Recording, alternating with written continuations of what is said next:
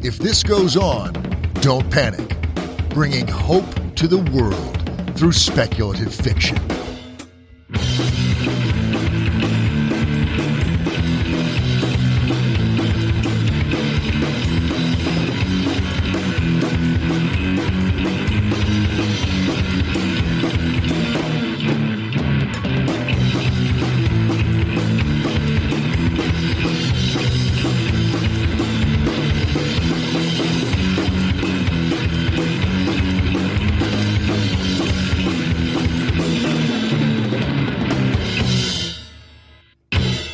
Hey all, welcome to this bonus episode. This year I spent some time at Worldcon interviewing a few interesting people. I'll be releasing these out of chronological order, mostly so that I can release Ellen Datlow's in October. That's right, you heard me. I interviewed Ellen Datlow. I also interviewed the lovely people from Hugo Girl podcast, who were nominated for a Hugo in the fan cast category. Arlie Sorg, Jess Cho, and Charles Strauss. Without further delay, I'm going to start with the Hugo-nominated creators of Hugo Girl podcast. And hi, this is Alan. I am here with the creators of the Hugo Girl podcast. Can we just go around and introduce ourselves? Sure. I'm Haley Zapel, one of the co-hosts. I'm Lori Anderson, also one of the co-hosts. Kevin Anderson, producer, editor, whatever you want to call it. Jack of all trades. I'm Amy Sally, the other co-host. Fantastic. And it's funny that you mentioned that because I never know how to write my my business cards or anything. Am I the editor? Am I the producer? What, so I haven't no idea what to call it. Sorcerer. Director. The guy who deletes all the ums. yeah, exactly. Put that on your card. That'd be hilarious. So tell us about your podcast.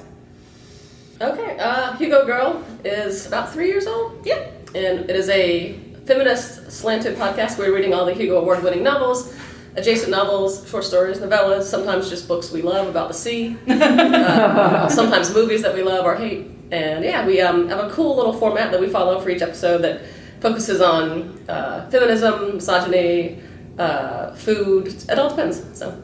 Oh, interesting. The sea, food in the sea. Can you explain? Well, I think we all try to bring things that we love. Like if there's ever a horse in a book, that's our product. We call that special segment Pony Prattle.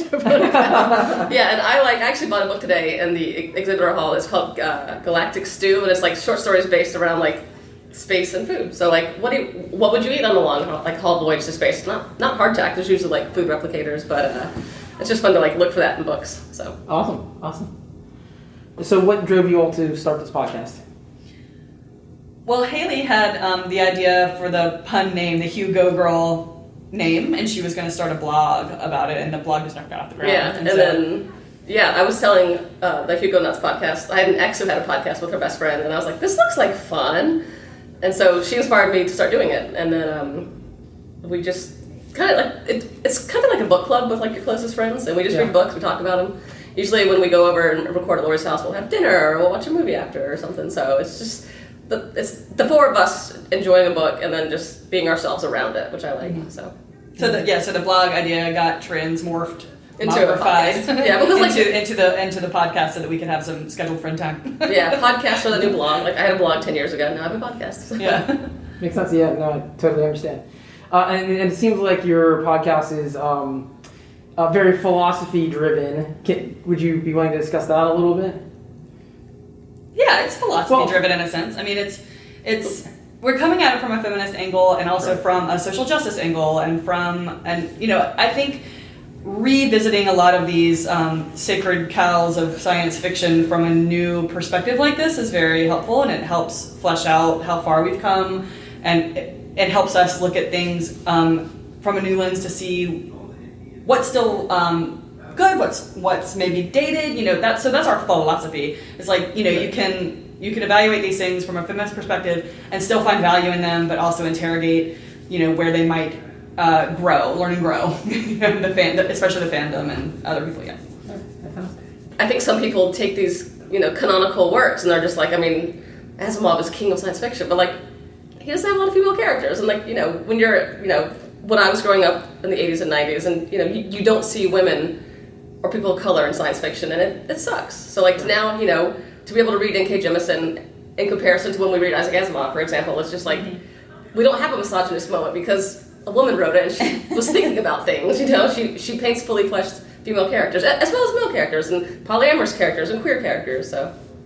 And it's okay to interrogate these things. You can interrogate them, find flaws, talk about those flaws, but still love them. Right. And which is, I think, important. Yeah, and I think we try to do that. I'm sorry, Kevin. I think we try to do that and find the good in the books as well, which I think Kevin can talk more about because those kinds of suggestions. Yeah, kind of two things.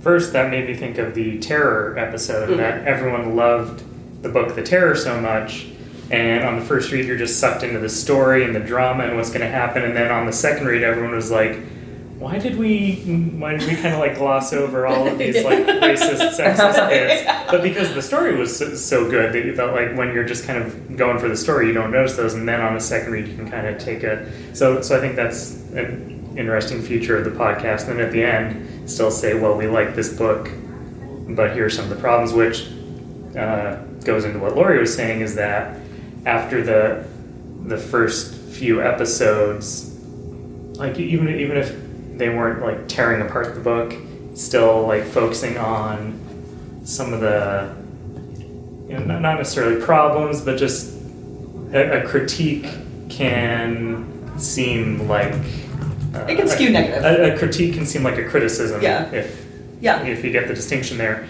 And so I suggested like maybe at the end add a "Did you like this book?" segment. So like here are all the flaws we found with it, but we still loved this part and it was still a good story. And I mean, sometimes it's not. Sometimes it's a bad book with a lot of flaws. Sometimes the answer is just no. I didn't like this book. But it's good to have the criticism and then loop back around at the end to overall what's kind of your thoughts and feelings on this. Interesting. Question off the top of my head: and if you can remember, what's the most flawed book that you actually really enjoyed? Ringworld. Oh wait, that I enjoyed? Oh, yeah. Not most flawed overall.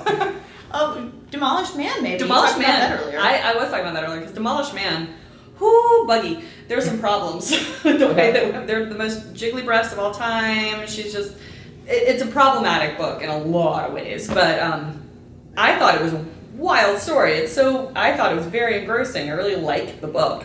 It's just, had it been written now, maybe there'd be some different decisions made, I would hope. Yeah, you might not have the male protagonist raised psychologically raising the female crime victim, remaking her as his daughter figure, and then they get married. Yeah, I mean, spoiler for a book that's like my grandma's age. So sorry, but yeah, there's some real problems. But when we read that, I think we did that for our second or third episode, and I was anxious about reading it because I was like, oh, this is from the 50s, like it's not going to be accessible. And then it was really fast and fun to read, and also had many, many problems. But something, I like being able to talk about all sides of that, because I think with a lot of the classics, people just think they're inviolate. You can't say anything. You can't critique them. And I mean, it's very possible to acknowledge problems with something and still appreciate what it contributed to the genre, or especially like Foundation,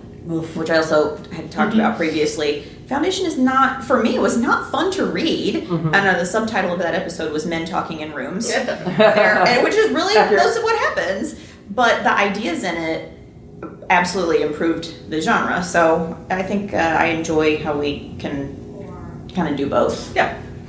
Does anyone else have a different answer than Demolished Man? Yeah, that's probably the best one. Yeah, that's an example. I think it's a sign of respect of these things to keep examining them, because I mean, if you just put them on a shelf and never ever talk about their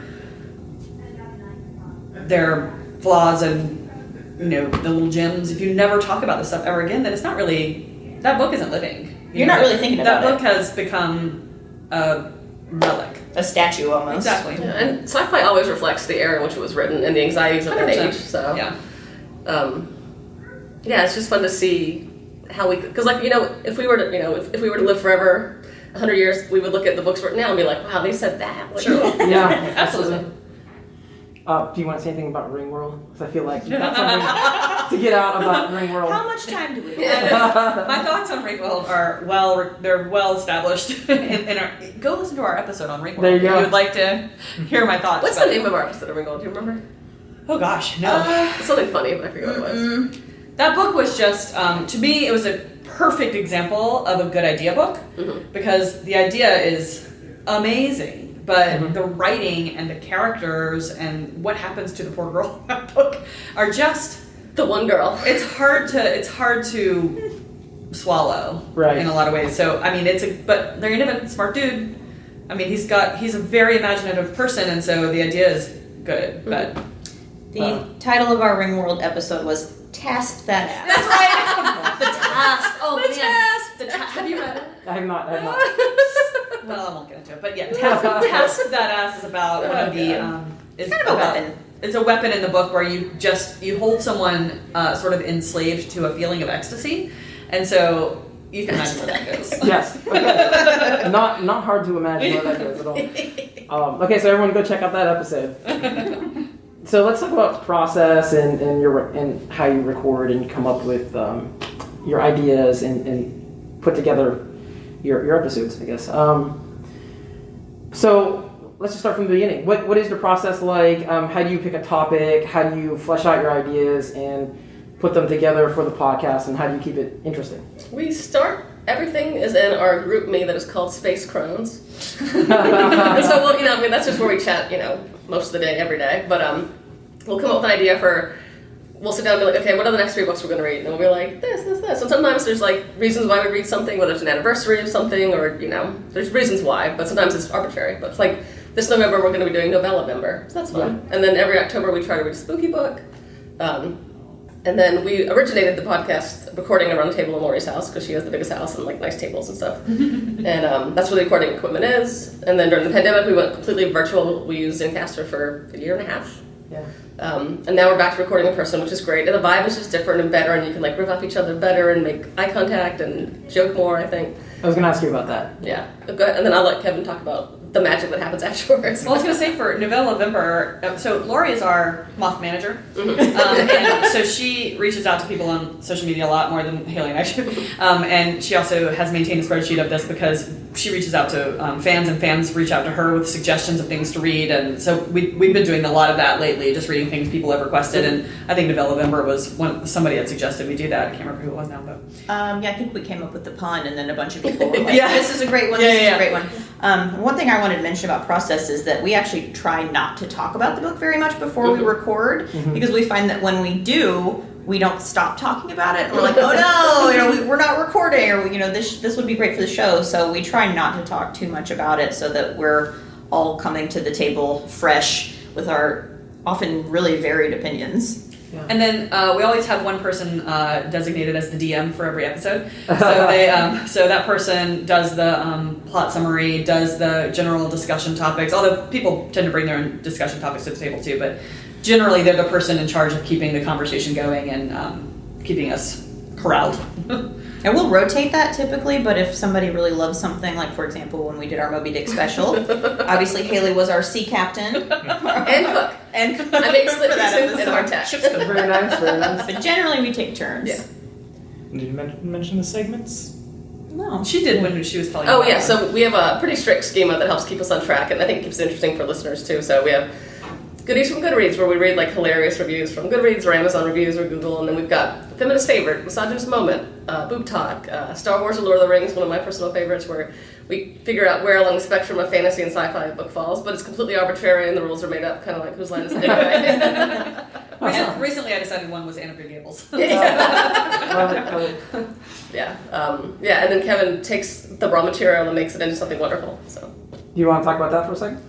Yeah. Or you just want to scream into a bag? It's okay. If you need to be mean, it's fine. It's no one cares. it's not that exciting. It's basically just dumping 3 tracks into Audacity and taking out the ums and streamlining some sentences and taking out all the mouth sounds and so many mouth sounds. But yeah, I mean, and sometimes telling Lori that nobody cares about her 6th grade experience with whatever it was. Well, that's just part of keeping it to, because sometimes as 3 friends things do get tangential and maybe a little too inside jokey. Yeah. So then the thought process has to be is this a podcast joke that the listeners will follow along with, or is it just something that I need to cut out to just keep the flow of the episode going? So a lot of those calls to keep it both on topic and something that maybe even a new listener would appreciate and enjoy, but also keeping it light and funny and conversational. So And trying to find that balance. we just completely trust you to do that. You all are lucky. Kevin, I'm going to hire you.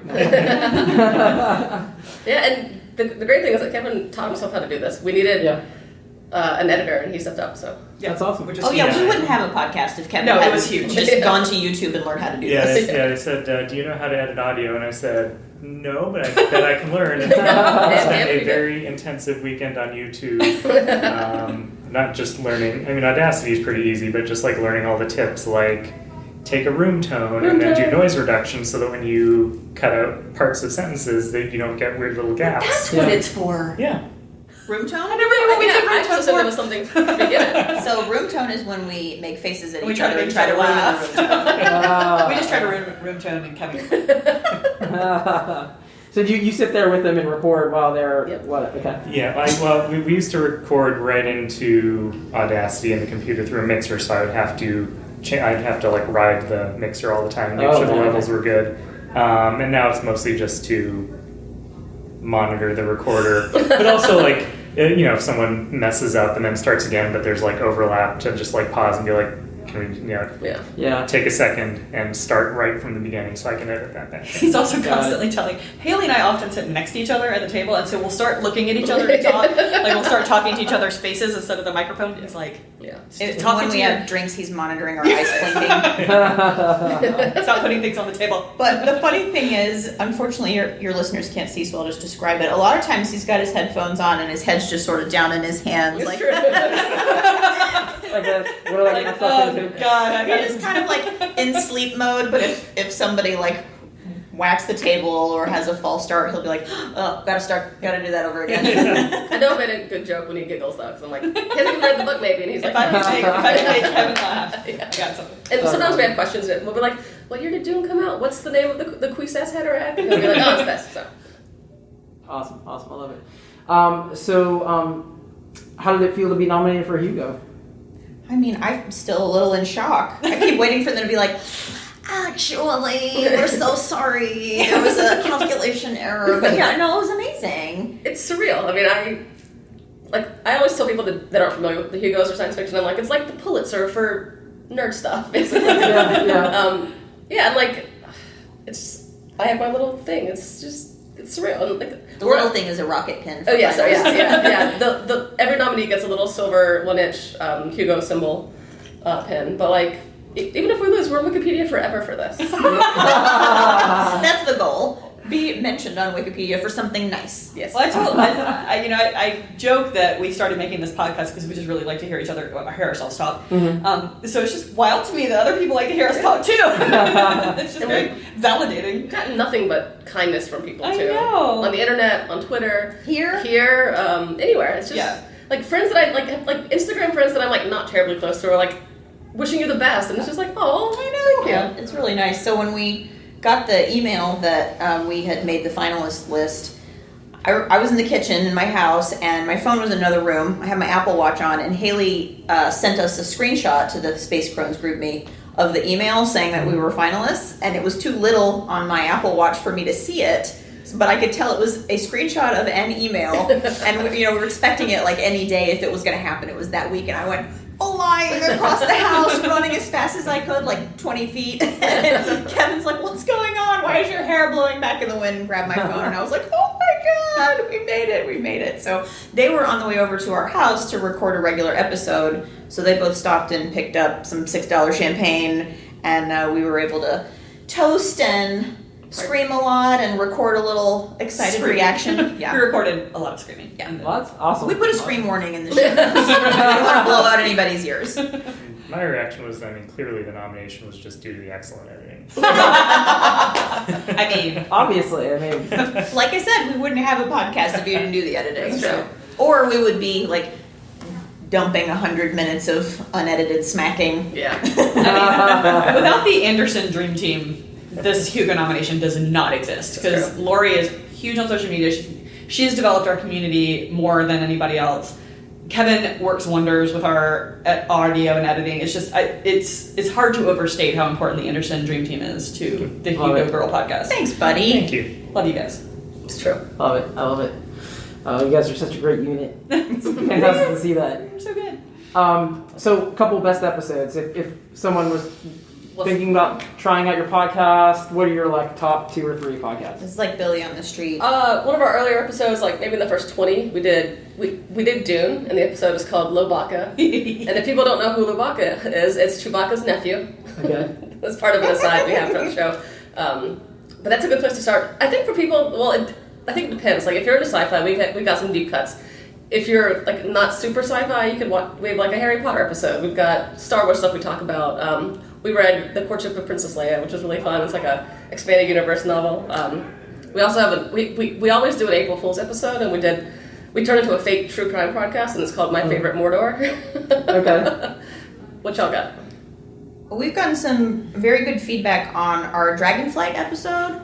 So obviously Anne McCaffrey meant a lot to a lot of people and still does, and especially girls and young women who are reading science fiction and fantasy and hadn't really seen themselves. And so none of us read that as kids. And so we were coming at it, with the feminist lens, and there's a lot in there that, is problematic and doesn't hold up. And I mean, I think at the time, I don't know what an adult reading it at the time might have thought, but I mean, there's domestic abuse, there's sexual violence, and it's not, I mean, it's just like fine. It's just part of their lives. And at least in that book, it's not really addressed. So we got some great feedback on that episode for talking about that stuff, but also still acknowledging why it was a big deal for readers at the time and why it still has, an important place in people's hearts now. Mm-hmm. So that one was a popular one. And then actually one that we got a lot of engagement on, a lot of positive feedback on was episode 40, and that was when we read Callocane, which was a Retro Hugo nominee that was requested by listener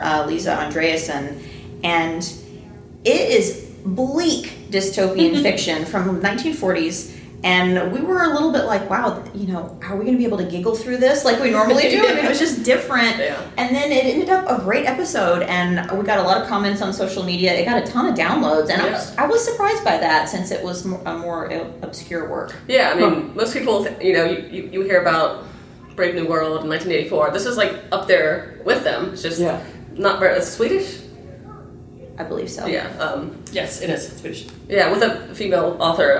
It's very not well known. I mean, it came out before 1984, after Brave New World, I think. Yeah, it was like before World War II. Yeah. Got it. I think to that, the only one I would add is The Courtship of Princess Leia will forever be one of my favorite episodes. Episode 18, The Courtship of Princess Leia, Toyota Corellia. And then did you mention the Halloween stuff? So we always do like a kind of spooky episode around Halloween. And so episode 20, Conjure Wife, that was a fun one. Forever one of my favorite. That was a Retro Hugo nominee. Yeah. So I would add those two. And then the Halloween one we did after that was episode 33, The Uninvited, which I don't know, those episodes are I love those. Yeah. We're big fans of spooky season around here. So okay. Awesome. I love it. It's time to wrap this up. It's supposed to be a short podcast. We can talk forever. Yeah, no worries. Just ask Kevin. So we have one question that we ask everybody because we're trying to explore the idea of hope a little bit on our podcast. So what is bringing you hope right now? Because we all know the world out there is pretty crazy, especially for people who care about things in a progressive way like we do. What is bringing you hope right now? Right now, I hope that Stacey Abrams becomes governor of Georgia in the November elections. Georgia turned blue this year, and that was really exciting for us. Amy actually has a tattoo of a little blue peach. It's a blue peach blossom. Yeah. Love it. So a lot of things aren't great, but you got to try and keep hope where you can. Yeah.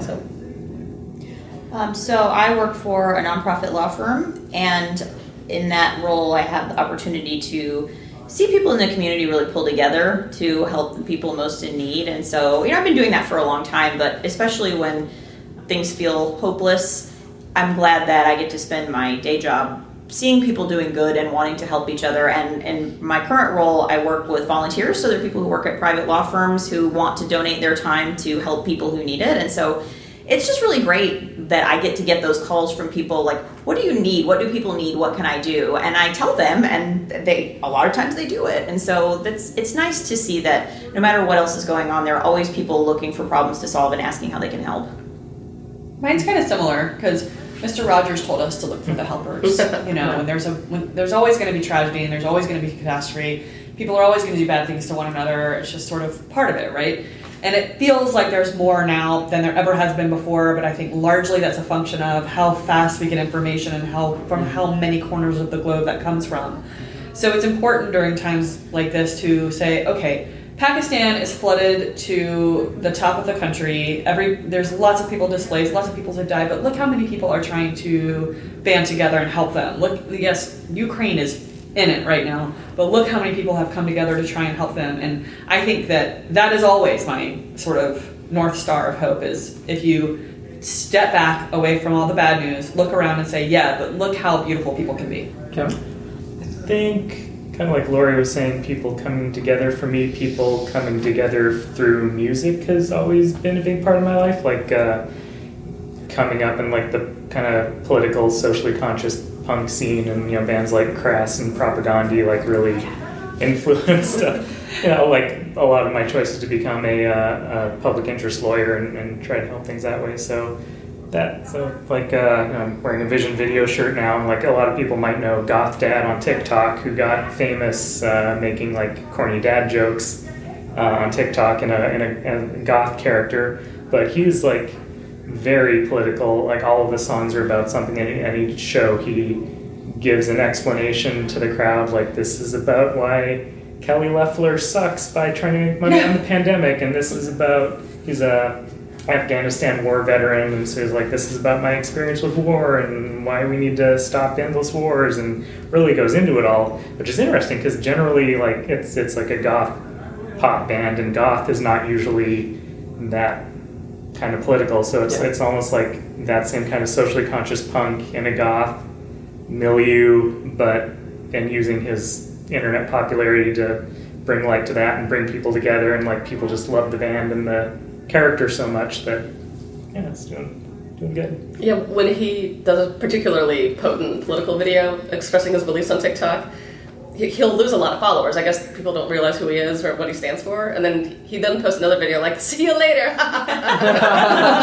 Like, who did you think I was? Like, I'm a queer Afghanistan war veteran. Like, I'm going to talk about what I want to talk about, and still with the door hitch on the way out. Like, I'll have to check that out. I've not heard of him. So it's wonderful. He's a delight. His cats. He loves Return of the Living Dead. Sometimes he sleeps in a coffin. Yeah, that's true. So if you had like a patron band, who would it be? Mine would be my favorite band since I was 17, Sleater-Kinney. Also a political band, sometimes. They're great. Love Sleater-Kinney. Yeah. Cool. Okay, so future plans once we get past this big Hugo thing. Anything new? You just gonna keep on keeping on, or? Yeah, I think we're gonna just like keep making fart jokes about books. If it ain't broke. You know what I mean? Yeah. Because that's the whole thing with this. We're just having fun. So yeah. I think we're just gonna keep doing what's fun and occasionally reading a whale book or watching a goofy movie and trying to mostly stick to Hugo's. But one day I would like to try and convince everybody to make a mug with our logo on it so that we can sell it and then use that money to buy transcription services. Oh my god. After the podcast is over, let me complain about that. Okay, so where can everyone find you? We are at Hugo Girl Podcast on all social media, and we are hugogirlpodcast@gmail.com, and then we have a website, hugogirlpodcast.com. So easy. So if you just stick Hugo Girl Podcast into your search thing, things will come up. And that's Hugo, like Hugo, comma. Nope, no comma. No, all over. No, there's a comma. Well, there is in the name, but in the like social media handles and website. Can't put comma. And the podcast itself is basically on anywhere you can listen to a podcast. So just search for it on Apple, Google, Stitcher, Spotify, etc. Okay, awesome. Thanks so much for coming on. Appreciate it. Thank you for having us.